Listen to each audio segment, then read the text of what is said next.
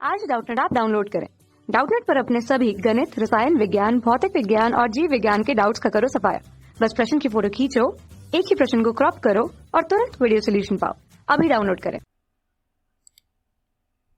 Student question को पढ़ते हैं। पहले दो गेंदें जिनका रेखीय संवेग P1 तथा P2 है। P1 है धनात्मक और P2 है ऋणात्मक, मुक्त आकाश में टकराती हैं। गेंदों के ऊपर कोई बाहरी बल नहीं है। टकराने के बाद उनका वेग संवेग P1 तथा P2 है।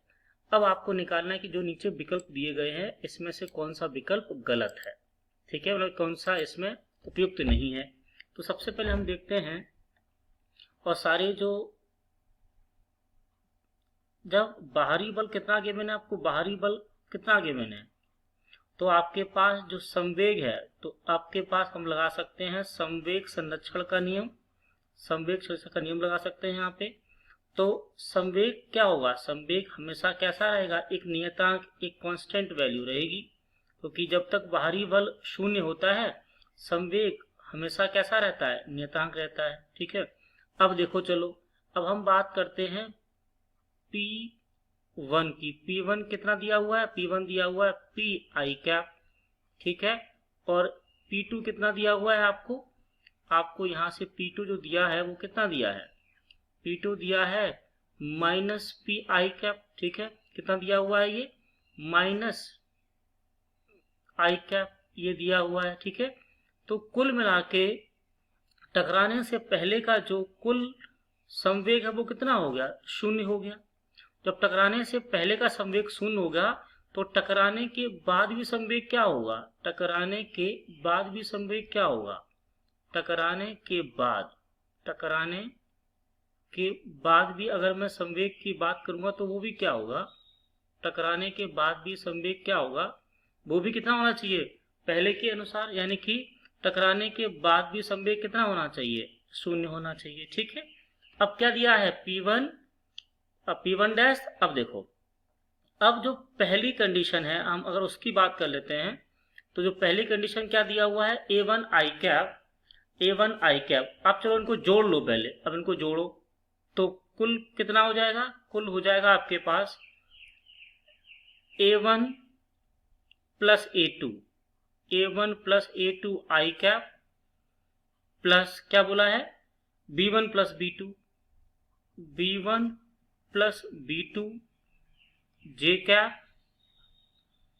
प्लस क्या दिया है, प्लस दिया है C1 K कैप। अब ध्यान से देखना, अगर मैं यहाँ पे ऐसा बोल देता हूँ कि अगर मान लो A1 बराबर हो जाए माइनस A2 के, और जो B1 है वो हो जाए किसके, वो हो जाए बराबर किसके, माइनस B2 के, तो ये और ये शून्य हो जाएंगे, ये बच जाएगा, यानी कि ये जो है अनुमति नहीं है। पहला विकल्प तो ये है। अब मैं दूसरे विकल्प की बात करता हूँ। दूसरे में देखो क्या है, दूसरे विकल्प में क्या दिया हुआ है, दूसरे विकल्प में दिया हुआ है आपके पास दोनों क्या है, दोनों के कैप में है। तो दोनों के कैप में है तो मैं मान सकता हूँ ना भाई कि C1 बराबर क्या हो जाए, अगर मान लो C1 बराबर माइनस C2 हो जाए। ठीक है, माइनस C2 हो जाए तो वहां भी कितना हो जाएगा, तो आपके पास वहां भी कुल शून्य हो जाएगा, यानी कि यहाँ पे शून्य हो सकता है। ठीक है, ऐसे आप लोग आ जाओ तीसरे विकल्प में आ जाओ।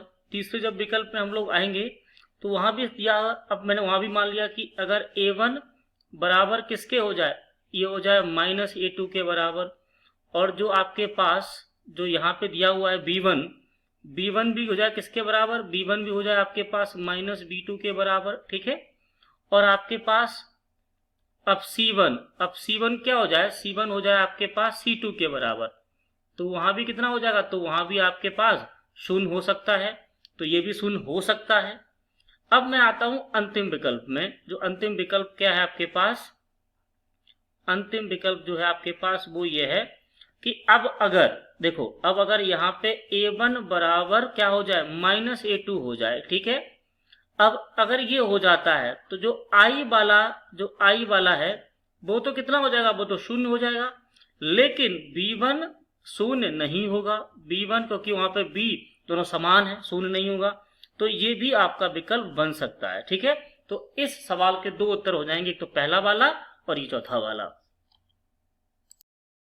कक्षा 6वीं से 12वीं से लेकर नीट, IIT, JEE वो एडवांस के लेवल तक 1 करोड़ से ज्यादा छात्रों का भरोसा।